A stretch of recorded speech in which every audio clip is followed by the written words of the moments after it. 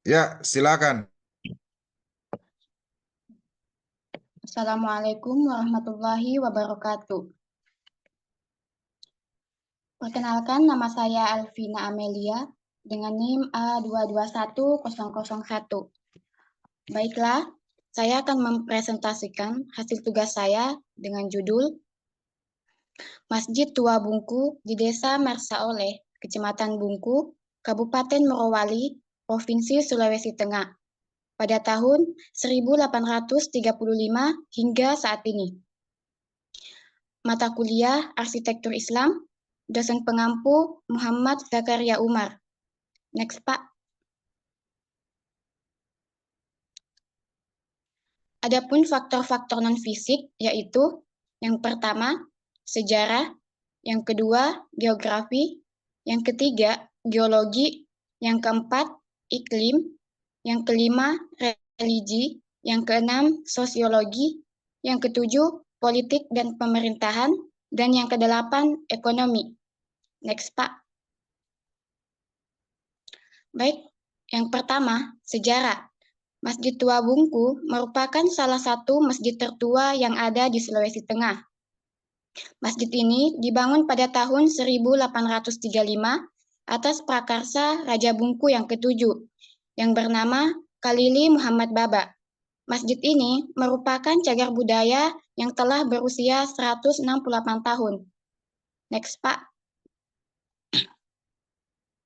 Yang kedua, geografi. Secara geografi, Masjid Tua Bungku berbatasan dengan beberapa wilayah-wilayah tertentu. Yang pertama, di utara berbatasan dengan Bungku Barat. Yang kedua, di selatan berbatasan dengan Bahodopi. Yang ketiga, di timur berbatasan dengan Laut Banda. Dan yang keempat, di barat berbatasan dengan Sulawesi Selatan. Next, Pak. Yang ketiga, geologi. Untuk di wilayah Bungku ini mempunyai tanah yang dominan subur, namun berbatu di daerah-daerah tertentu. Next, Pak. Yang keempat, iklim. Untuk di wilayah Bungku memiliki iklim yang tropis lembab. Iklim tropis lembab sendiri merupakan kelembapan udara yang tinggi, cahaya atau radiasi matahari yang tinggi, dan juga curah hujan yang tinggi. Next, Pak. Yang kelima, religi. Untuk masyarakat Bungku pada saat itu, mayoritas beragama Islam, sedangkan selebihnya beragama Hindu dan Buddha. Next, Pak. Yang keenam, sosial. Di masyarakat Bungku juga terdapat yang namanya strata atau status sosial. Adapun status sosialnya, yang pertama, masyarakat raja atau biasa disebut PAU, yaitu para raja-raja yang berkuasa di mana merupakan kelas atas atau kedudukannya yang paling tinggi. Kemudian yang kedua, bangsawan atau biasa disebut mokole, yaitu para sultan yang di luar dari raja-raja atau biasanya disebut kelas tingkat 2. Dan yang ketiga, rakyat biasa. Next, Pak. Yang ketujuh, politik dan pemerintahan. Yang pertama, Khalili Muhammad Baba yang berkuasa pada tahun 1835 sampai 1851, yang juga merupakan raja ketujuh dan juga pencetus pembangunan Masjid Tua Bungku. Kemudian yang kedua, Kacili Laman pada tahun 1851 sampai 1873. Dan yang ketiga, Kacili Moloku pada tahun 1873 sampai 1879. Dan keempat, pada tahun 1880 sampai 1884 diambil alih oleh Majelis Perwalian Bungku. Yang kelima, kemudian pada tahun 1884 sampai 1907 kembali dipimpin oleh seorang raja yang bernama Kacili Laupeke. Yang keenam, pada tahun 1907 sampai 1922 dipimpin oleh putra Abdul Wahab yang kemudian wafat pada tahun 1925. Yang ketujuh, pada tahun 1922 sampai 1925 dipimpin oleh Haji Abdullah. Yang kedelapan, pada tahun 1925 sampai 1931 dipimpin oleh Ahmad Hadi yang lahir pada tahun 1884 dan wafat pada tahun 1965. Yang kesembilan, oleh Abdul Razak pada tahun 1931 sampai 1937. Dan yang terakhir pada tahun 1938 sampai 1950 oleh Abdul Rabi yang lahir pada tahun 1904 dan wafat pada tahun 1974. Next, Pak. Kemudian ekonomi. Secara ekonomi, pencaharian masyarakat Bungku pada saat itu adalah berdagang dan berkebun. Next, Pak. Selanjutnya, faktor-faktor fisik meliputi yang pertama lokasi dan tapak, yang kedua denah, yang ketiga potongan, yang keempat tampak, yang kelima elemen terbaik, yang keenam tokoh arsitek, yang ketujuh contoh bangunan yang mewakili, dan yang kedelapan aplikasi kekinian yang relevan. Next, Pak. Lokasi dan tapak dapat dilihat pada denahnya, Pak, pada gambar di bawah. Ya.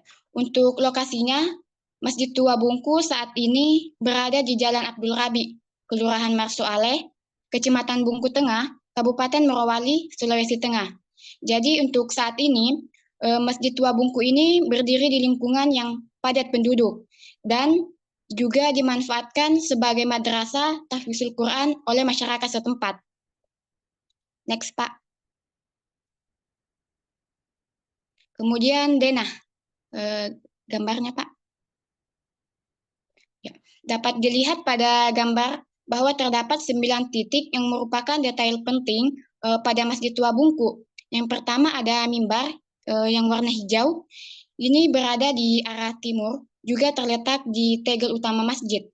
Kemudian tiang masjid. Kalau dihitung jumlahnya itu ada 20 buah tiang, 4 tiang utama dan selebihnya sebagai tiang penyangga. Kemudian yang ketiga ada tangga. Tangga ini menghadap ke arah barat dan berada di dalam masjid. Kemudian pintu. Di Masjid Tua Bungku ini jika dilihat dari denahnya hanya memiliki 1 buah pintu. Terus yang kelima ada jendela. Dilihat dari denah terdapat 8 buah jendela yang dimana 2 buah jendela masing-masing berada di sisi masjid. Kemudian yang keenam mihrab atau tempat sholat imam. Mihrab ini menghadap ke arah barat. Dan yang ketujuh ada tegel utama yang diarsir. Ini berfungsi untuk tempat jalannya imam dan juga sebagai tempat duduknya para perangkat masjid. Dan yang terakhir ini ada serambi. Serambi ini berada di sisi kanan masjid dan juga di sisi kanan mihrab masjid. Next, Pak. Potongan. Dapat dilihat pada gambar. Yang pertama ada kepala, yaitu atap masjid sendiri. Atap masjid ini terbuat dari seng, sedangkan rangkanya terbuat dari kayu. Kemudian ada kubah masjid yang terbuat dari kayu dan berbentuk persegi 8. Yang kedua ada badan masjid yang berbentuk persegi dilengkapi dengan pintu dan jendela. Kemudian kaki masjid yaitu terdapat lantai masjid dan juga serambi. Next, Pak. Selanjutnya detail-detail. Yang pertama keramik Masjid Tua Bungku. Next, Pak. Keramik merupakan material ubin, sebagian besar sudah diganti dengan keramik, namun masih menyisakan sebagian aslinya. Untuk ukuran tegel berukuran 13 x 13, berwarna merah maron, dan untuk tegel yang baru atau yang diganti merupakan tegel yang dikirim dari Singapura. Next, Pak. Selanjutnya ada mimbar masjid. Next, Pak. Mimbarnya kenapa? Mimbar ini dibuat sangat sederhana, hanya terdapat ukiran di atas mimbar. Kenapa? Supaya jamaah lebih khusyuk dalam beribadah. Jadi mimbar Masjid Tua Bungku ini berarah ke arah timur, berbahan dasar papan dan balok dengan ukuran 11 kali 12 cm, memiliki tinggi 1,97 meter dan lebar 1,10 meter. Dan mimbar ini belum pernah diganti sejak awal dibangunnya masjid. Kemudian terdapat sebuah ukiran atau mahkota di atas mimbar yang dicat berwarna merah, putih, hijau, dan kuning. Berupa motif tumbuhan dan bunga teratai yang memiliki simbol kesuburan tanah Bungku. Adapun kain di atas mimbar merupakan makna kesucian. Next, Pak.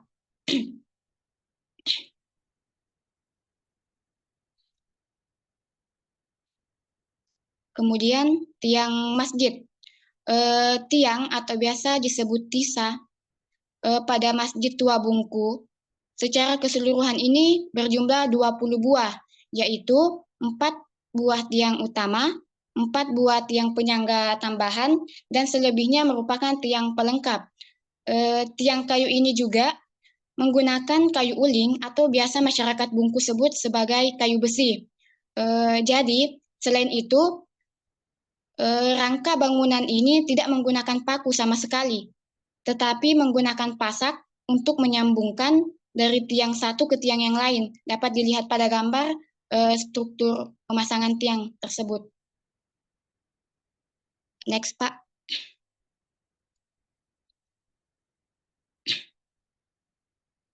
Kemudian tangga masjid. Tangganya ini terletak 6 meter dari pintu dan berorientasi 172 derajat ke arah barat, berbahan dasar kayu. Kemudian tiang penyangga tangga diletakkan di sisi kanan dan kiri anak buah tangga. Papannya untuk pijakan ini berukuran 70 kali 20 cm. Kemudian anak tangganya ini berjumlah 47 anak tangga yang dimana memiliki simbol bahwa Allah menyukai angka-angka ganjil. Next, Pak.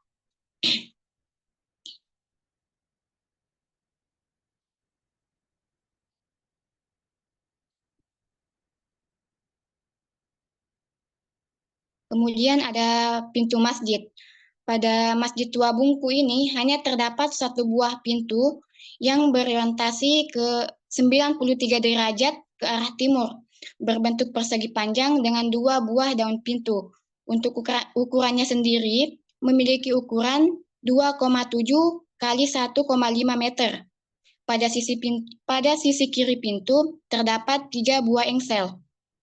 Pada bagian atas pintu terdapat ventilasi dengan ukuran 1,3 meter dikali 40 cm. Dan pintu masjid ini juga belum pernah direnovasi sejak awal dibangunnya masjid. Next, Pak. Kemudian ada jendela utama. Jendela utama pada Masjid Tua Bungku ini terdapat 8 buah jendela. Terdapat 2 buah pada masing-masing dinding. Kemudian pada masing-masing jendela terdapat 2 buah bingkai dengan menggunakan teralis dengan ukuran 3 kali 3 cm. Next, Pak.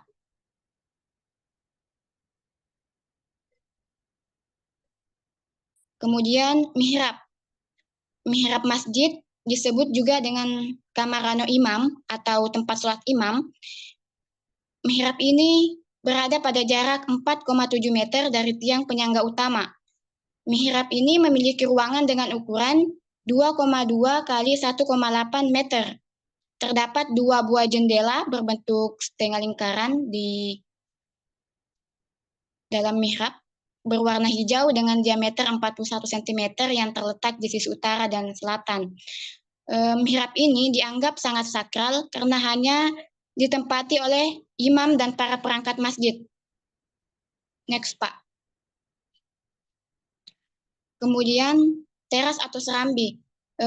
Selain itu, Masjid Tua Bungku memiliki serambi atau teras yang merupakan bangunan tambahan yang dibangun bersamaan dengan masjid yang memiliki ukuran panjang 13 meter, lebar 4,8 meter, dan tinggi 2,5 meter.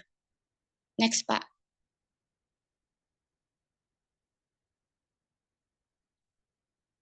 Kemudian ada atap masjid. Jadi atap Masjid Tua Bungku ini sudah direnovasi sebanyak 3 kali. Yang pertama pada tahun 1835, yang kedua pada tahun 1936 sampai 1937, dan yang ketiga pada tahun 1992. Atap ini secara keseluruhan berbahan seng, berbentuk pelana dengan rangka atap limas yang bersusun dan bertumpang lima dengan kombinasi bentuk kubah pada atasnya.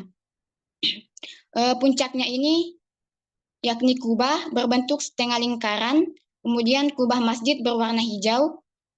Terdapat simbol alif di atas kubah yang memiliki makna ketuhanan. Kemudian terdapat teras di atap masjid. Teras ini memiliki fungsi dikarenakan ketika era itu pada zaman Belanda, Bungku berada dalam keadaan yang tidak aman. Jadi masyarakat Bungku ini menggunakan teras masjid tersebut yang di atas atap untuk mengintai para musuh. Next, Pak. Kemudian beduk.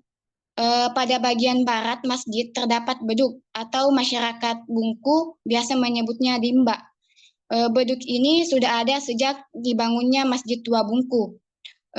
Beduk ini berada di atas bangunan berbentuk persegi dengan 4 buah tiang penyangga. Next, Pak.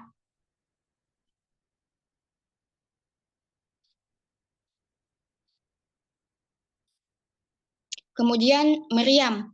Di Masjid Tua Bungku juga dilengkapi 2 buah meriam yang tidak terlalu besar, memiliki ukuran 1 meter, berbahan dasar logam. Kedua buah meriam ini masing-masing diletakkan di atas campuran semen dan pasir yang dibentuk persegi dengan ukuran 80 cm dan lebar 1,2 meter. Meriam tersebut juga merupakan meriam peninggalan Portugis. Next, Pak. Selanjutnya, yang keempat, tampak. Next, Pak. Tampak selatan. Di tampak selatan ini terdapat sebuah pagar masjid yang dibangun mungkin pada era ini. Kemudian ada teras masjid dan juga halaman masjid. Next, Pak.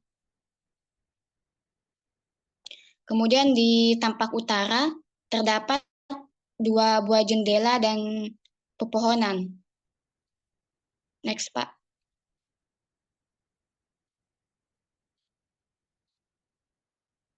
Untuk di tampak timur terdapat halaman masjid, kemudian ada pepohonan dan juga rerumputan yang hijau. Next, Pak. Yang kelima, elemen terbaik.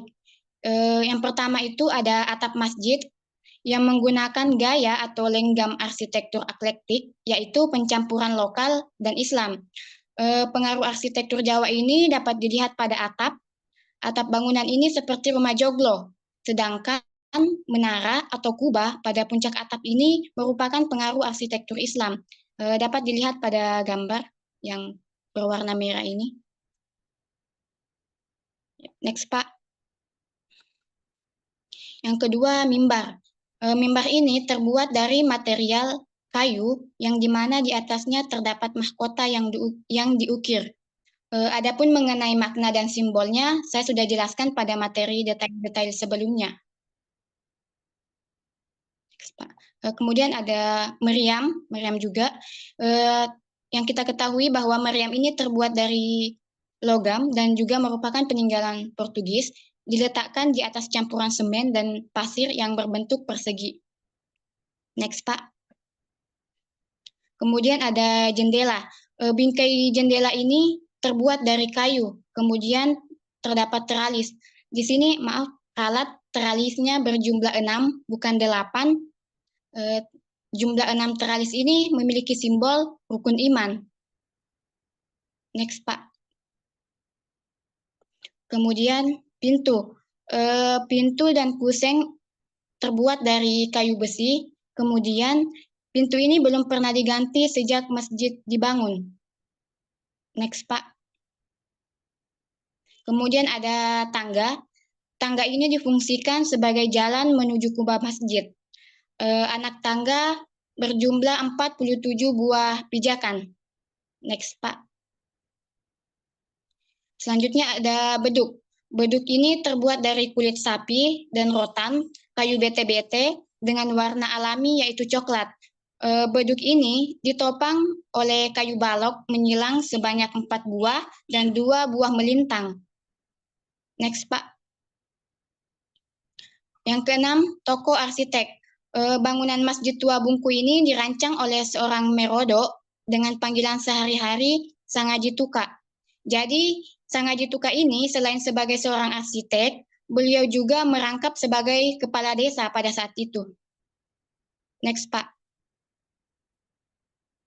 Kemudian yang ketujuh, contoh bangunan yang mewakili. Di sini saya ambil yaitu Masjid Kimageti. Masjid ini dibangun pada abad yang sama dengan Masjid Tua Bungku, yaitu pada abad ke-18. Jadi masjid ini dulunya berlokasi di alun-alun Magelang, namun kini dipindahkan di area Kebun Refugia atau direnovasi kembali pada tahun 2021. Persamaannya yaitu yang pertama atapnya berundak-undak.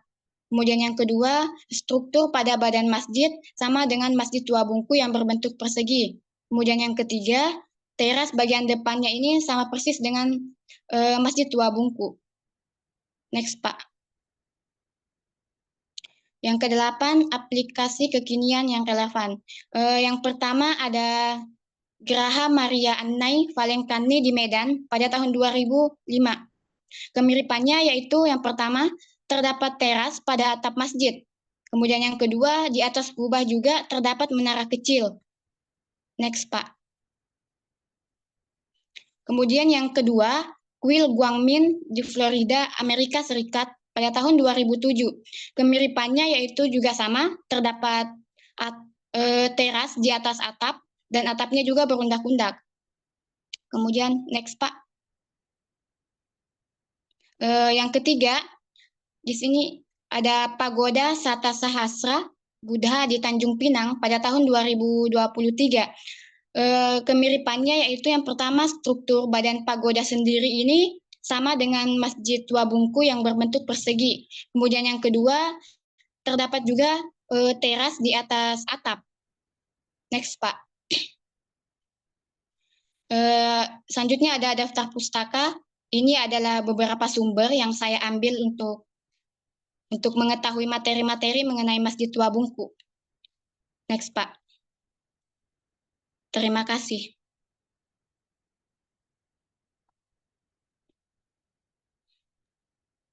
Oke ya. Iya, Pak. Karena apa tuh presentasimu bagus sekali ya. Iya, Pak. Eh, Terima kasih. eh, Bapak mau tanya Iya, Pak. terkait terkait literatur ini, foto-fotonya kan, dokumentasinya kan kita kan banyak nih.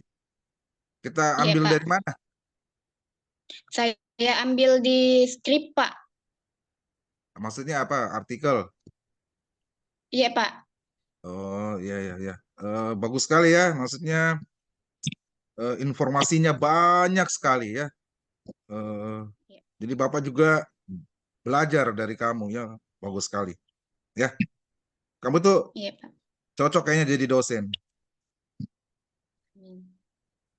Alvina, Bapak mau tanya, waktu kamu mempelajari literatur terkait masjid ini, ada nggak informasi terkait tebal dindingnya? Atau Tidak ada, Pak. Saya tidak ada juga, Pak. maksudnya informasi terkait dindingnya, misalnya dindingnya terbuat dari apa, ada nggak? Eh, Tidak ada, Pak. Ini dindingnya ya. Ini kan Iya, kayaknya tebal sekali ya. Terus iya. terkait ketika kamu mempelajari masjid ini, ada nggak informasi terkait jumlah bukaan di lantai satu? Bukaan jendelanya, pintunya itu jumlah totalnya ada berapa? Ada nggak? Pintunya Pak hanya satu Pak yang dibawa saja, Enggak, maksud saya pintu utama. di lantai satu ini jumlah bukaan pintu dan jendelanya berapa? Ini kan satu dua. Ada nggak informasi berapa Hanya bukaan? menjelaskan, enggak Pak, hanya pintunya dengan jendelanya Pak. Pintunya jumlah jendelanya berapa? Lantai satu. 8 Pak, Oh, 8. tambah pintu 9. Iya, Oh, ada jadi juga ventilasi Pak, pintu. yang Bapak tanya bukaan jendela, bukaan jendela.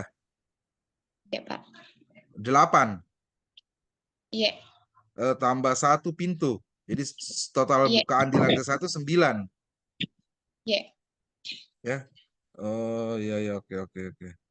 Terus tadi juga Bapak melihat yang menarik juga di sini Kak Lili Muhammad Baba itu pencetus masjid ini kan? Iya Pak, pertama kali yang bangun Masjid Tua Bungku Pak. Dia yang bangun berarti ada kemungkinan dia yang mendesain ini ya? Bukan Pak, dia hanya memerintahkan Pak untuk dibangunnya masjid. Sementara untuk desain masjidnya Pak ada sangat sangat dituka Pak yang desain. Ini Pak. Oh iya, oke, oke. Terus informasinya lagi adalah bahwa masjid ini berada di permukiman penduduk ya, Iya Pak untuk saat ini. untuk saat ini ya. Jadi dia berada di permukiman penduduk. Ini ya. Jadi padat sekali permukiman penduduknya ya. Iya Pak dan untuk Eh, sekarang sudah sebagai tahfizul Quran Pak. Gimana?